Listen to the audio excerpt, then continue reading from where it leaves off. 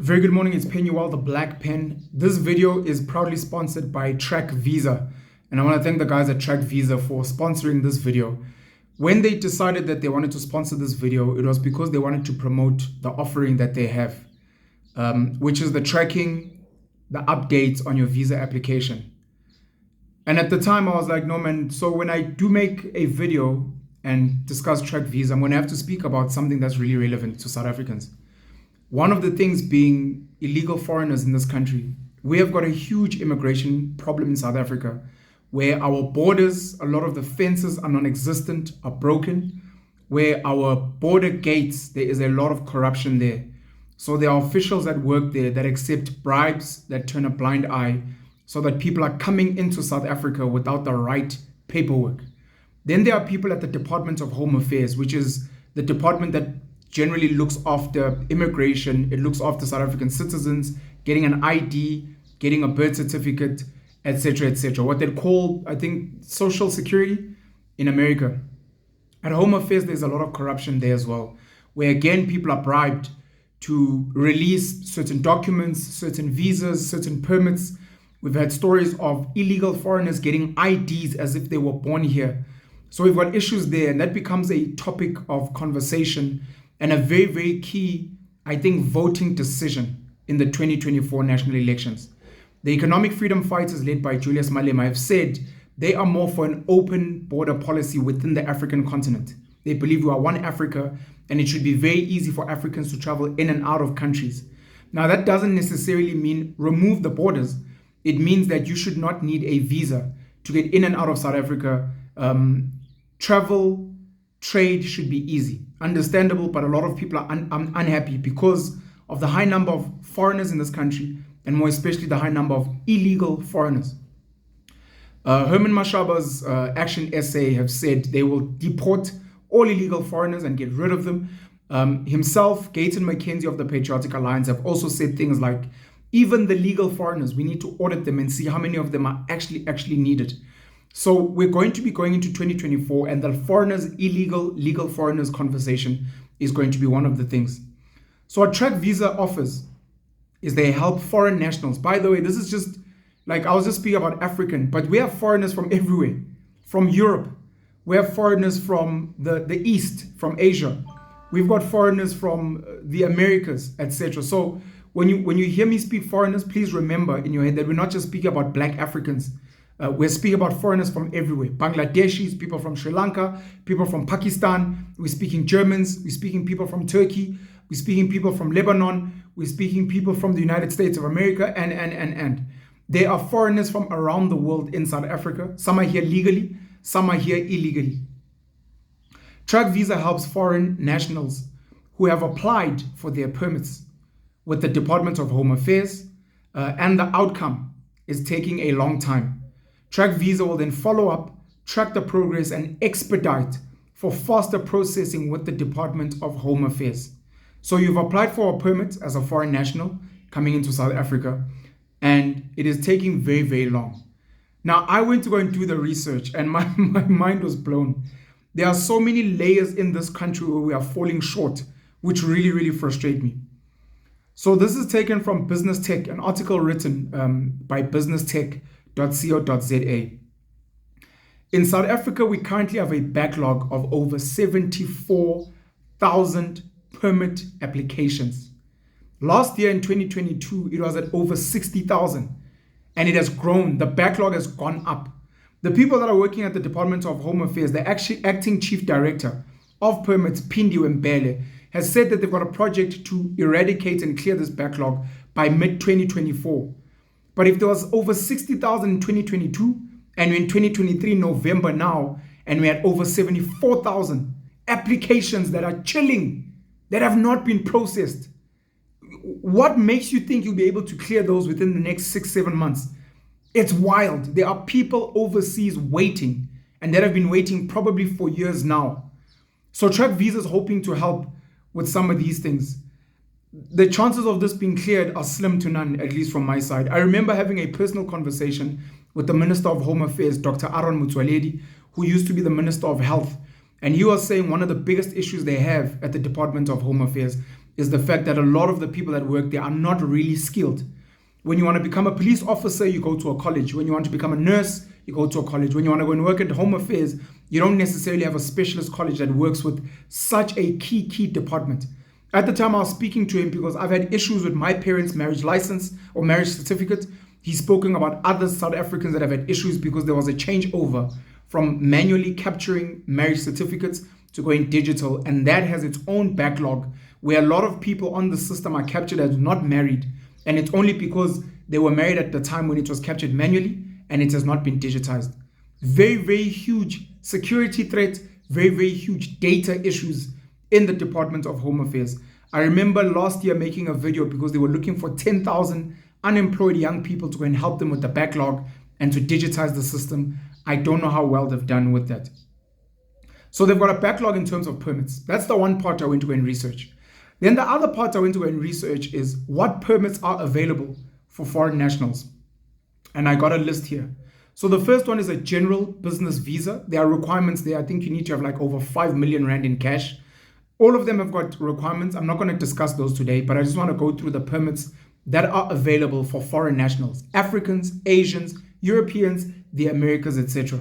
So a general business visa is another one. There's a general work visa to come and work in South Africa as a foreign national. There's a critical skills work visa for critical skills that are lacking in South Africa. There's an intra-company transfer work visa that you can apply for.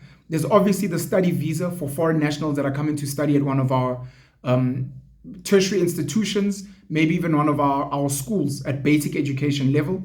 There's an exchange visa for kids that are on an exchange program for education. There's a retired person's visa. So if people want to retire in South Africa, I think you need to be earning over 37,000 Rand a month. If you want to come and retire and chill and relax in South Africa, maybe by the coast, somewhere nice, there is a retired person's visa where you can get a permit. There's a relatives visa for people that are related to you.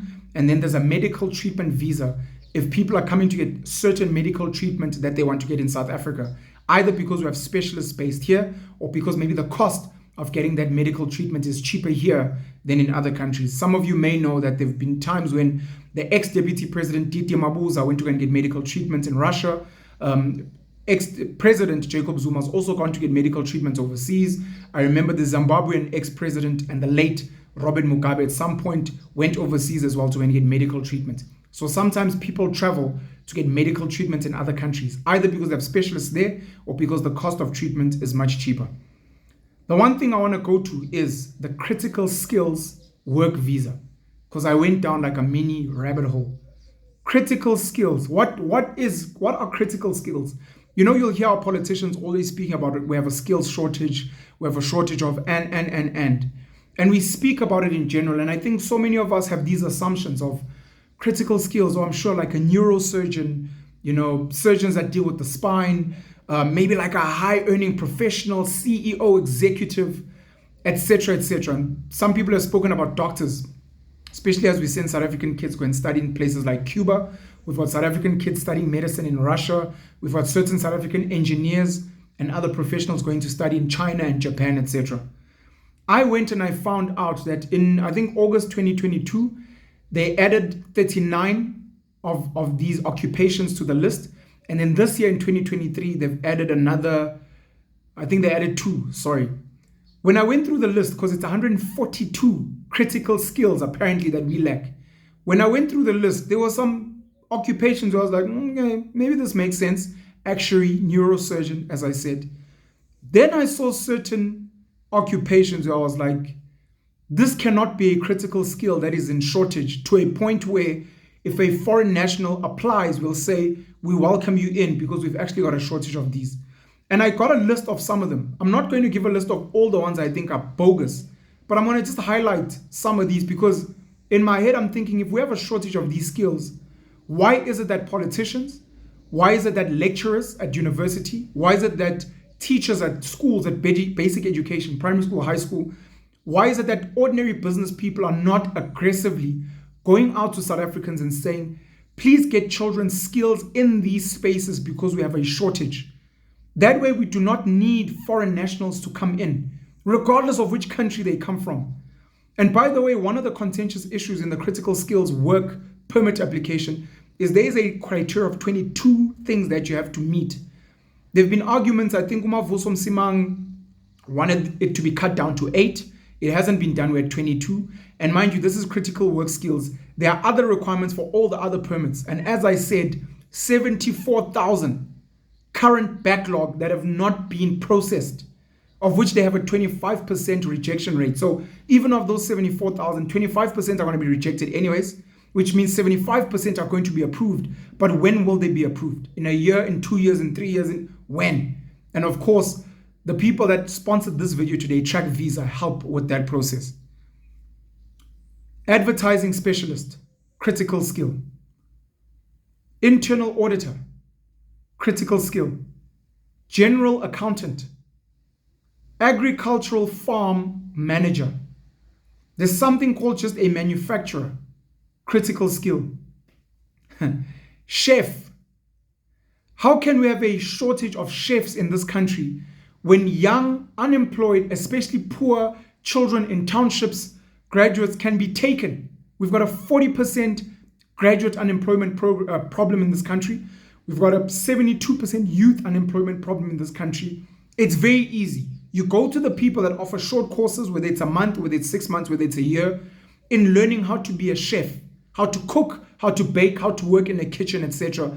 And you put those kids through these programs and you get government funding and you get business funding. You get the hospitality industry, the hotels, the restaurants to pump money and say, we want these kids, they can study for free so that they can learn the skills and then get hands-on experience in learning how to be a chef.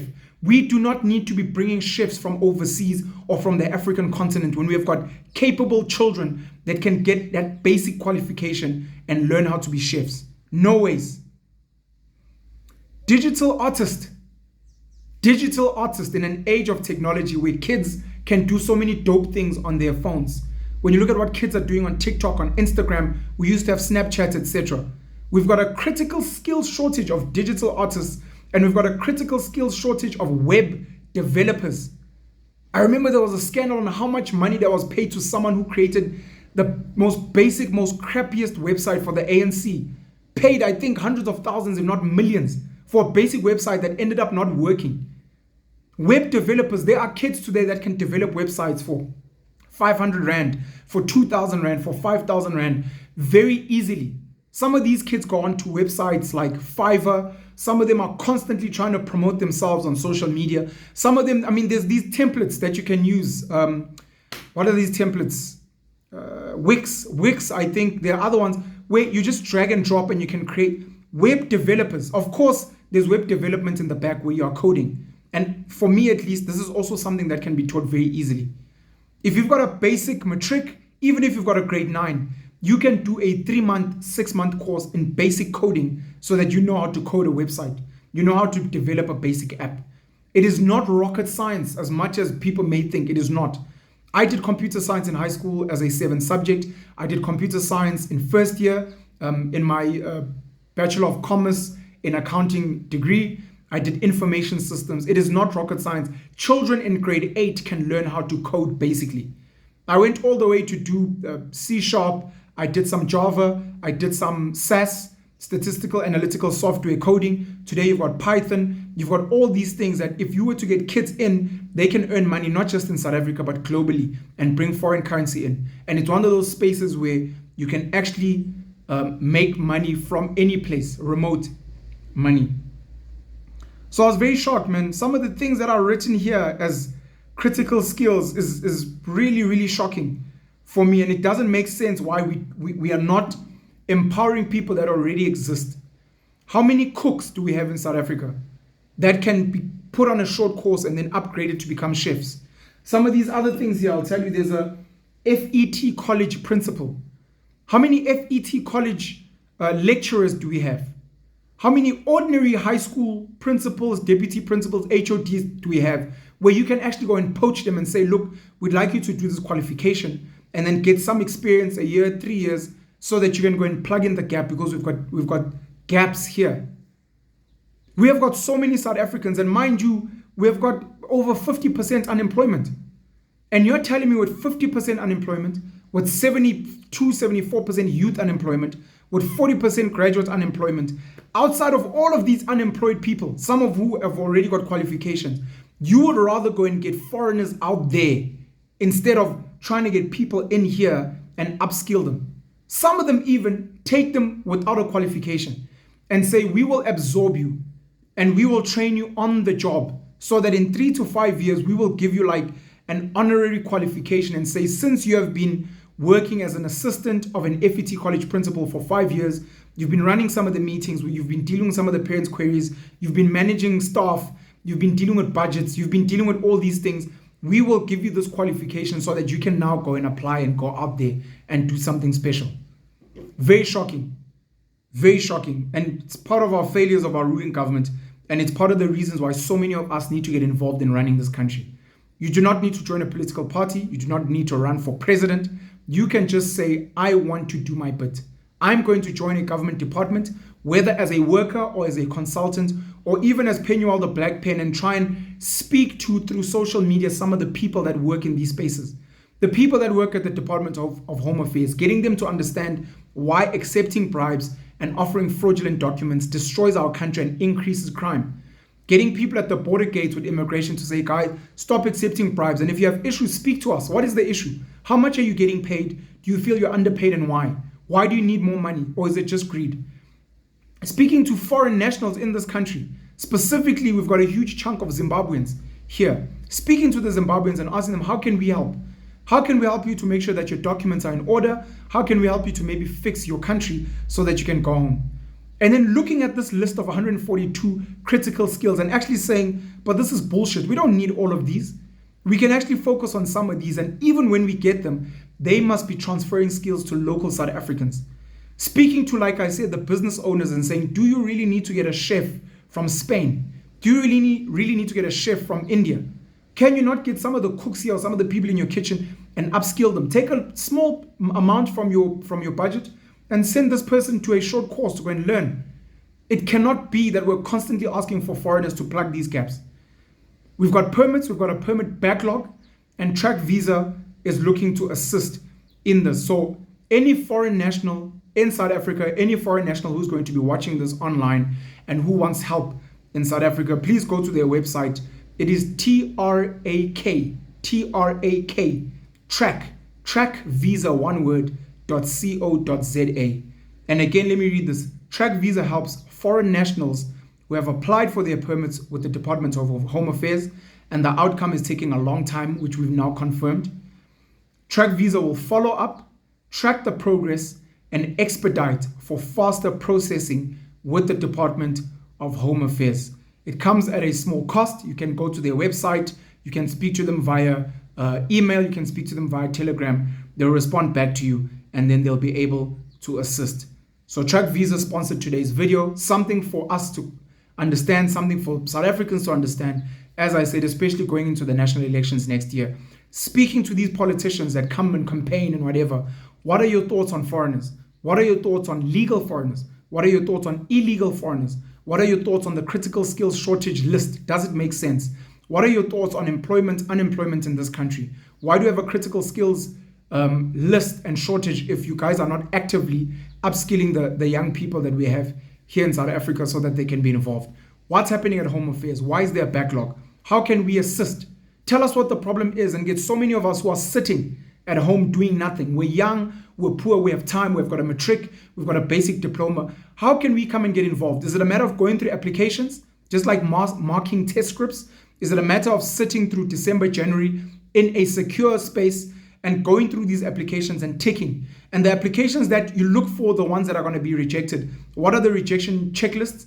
And then go through those quickly and then send those responses back to the people and say, please submit these things. And then for the other ones, start going through the list. Is their passport attached? Is a police clearance attached? Have they submitted these qualifications? Have they? And just look to the, and then tick the boxes and say the only things that are outstanding now are these 2 or 5 things. And we know that's what we're pushing for now. But let's try and get this country to run better. We're celebrating the Springboks that have won the Rugby World Cup. We're looking at the Proteas that are doing amazingly well at the Cricket World Cup. The South African women's hockey have qualified for the Olympics. They whipped I don't know who they whipped in the final. I saw the men's hockey team beat Egypt in the final. They have qualified for the Olympics as well. We are so proud of them. There are two amazing South African men that won the world sheep shearing competition. South Africans are doing amazing things on the global scale. We just have our government now that's letting us down. We have government officials and public servants that are letting us down. And it's time that they step up and behave like Springboks in whatever space they're in and say, I will become the best in the world at this. I will process applications at the fastest rate. I will be clear in my work. Any country right now would be willing to hire me because I'm so amazing. I'm so brilliant at what I do. Thank you so much to the guys at trakvisa.co.za for sponsoring this video. Please go to Trakvisa, one word, .co.za to just find out what work they're doing. If you have permits that are maybe taking long, if you want to track your permits, they can assist with that as well. Pen you all the black pen. Have a great and blessed day. Cheers.